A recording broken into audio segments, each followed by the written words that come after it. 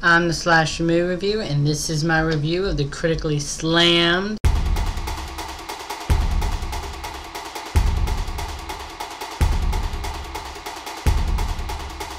If you look at the critics' reviews, you obviously know that Green Lantern is being slammed. You know, they're saying it's overproduced, it's very loud, it's stupid, it's choppy, it's pacing issues and all that stuff. They're just saying that the film is a mess, and the only thing they got going for it is the special effects. And some are arguing saying the acting's good, some are saying the acting's bad.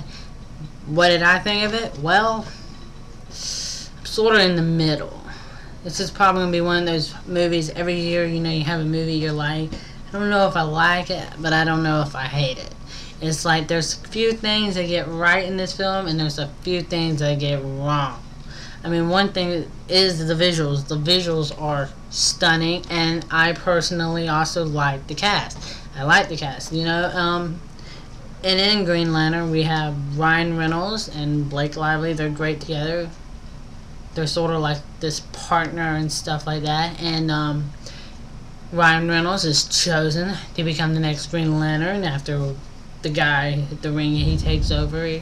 The guy dies. Now he's being thrust into this world, you know, and he's being vacuumed up into this whole nother universe of a planet called Or, where basically it's like the strangest creatures ever, but they all fight from different planets to keep the universe safe and holy and superb. But Paradox, this evil entity or like giant octopus with a face or something, I don't know, is gotten free and is out to destroy the world and blah blah blah. Well, I mean, destroy all planets of the universe, just devour everything. And then you have like this other villain who's played by Peter Sarsgaard, who has a really big head and can have telekinesis powers and do whatever he got from the dying purple alien. Despite some of the cast and the visual specs, one thing I did like was the planet Oa, or planet Or. The planet Or, I really liked that planet, and it was very vibrant, very beautiful to look at. It was so beautiful to look at it, and you know, it was so beautiful to look at. I really liked that. I really liked the characters, all the creatures, all that stuff. I loved it. That stuff was so fascinating to me. I liked the length to this film also. It was very short, quick, and we were in, out, gone. But now let's get to the stuff I didn't like about the film, and I will say it. I didn't like a lot. I didn't like a lot of stuff. Alright, first thing, there is a little bit of pacing issue. It does slow down here and there, then it picks up, then some of that, and then there's these problems like Hal Gordon or Green Lantern has the ability to make anything happen. Anything.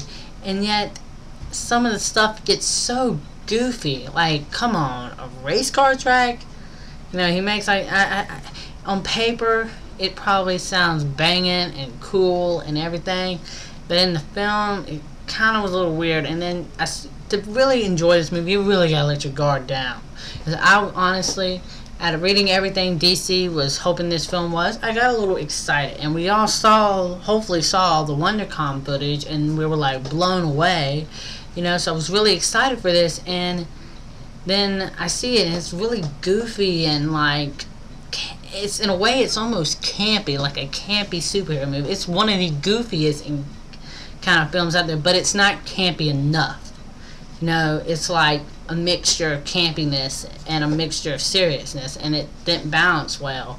But there are some good moments in here. Like, I did like some of the action sequences, like when he's fighting Paradox, and I did like to see when Paradox comes to Earth and he evaporates actual people. That was like, you know me, I like horror films, so when someone dies, I'm like, yes, yes, yes, yes. Oh, that stuff was awesome. I did like seeing that, you know, hey, it actually shows people die. Normally in all these movies, they just, you know, it's sort of off camera, you know, all that chaotic. They don't want to show someone getting evaporated, you know, some normal human little being. And then you see this school bus of kids. I'm like, yes, yes. But unfortunately, if that happened, that was all off camera.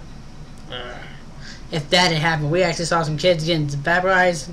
Call me whatever, but I probably would have loved it. I probably would have been buying this film when it came out just to watch that scene over again. There have been some fantastic superhero movies. I didn't review it, at least I haven't now. X-Men First Class is fantastic.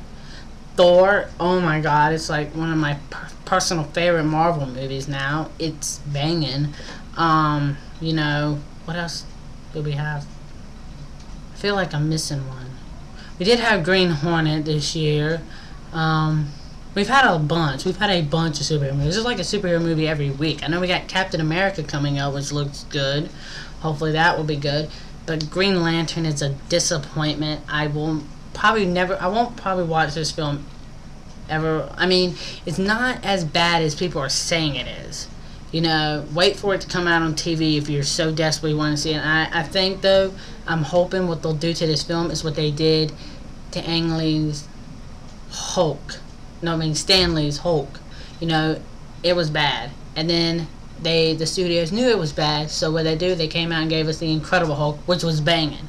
Hopefully they'll do, I don't know, the Incredible Green Lantern or the Dark and Mighty Green Lantern. You know, some remake of it, maybe 5 years from now. You know, hopefully they'll give us that, because there's potential here. It just wasn't utilized. Like, I wanted to see more of the planet for an instant. I wanted to see more of the planet, and then, you know, and it gave us too much. You know, and I would have not have given us so much details. It was, in the beginning, I actually found it kind of hard to follow. You know, with all these characters and all this stuff, it was just kind of hard to follow. And then it just gets from hard to follow to really goofy and strange.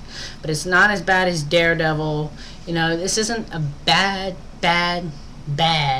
action flick, but it isn't good, and it definitely is.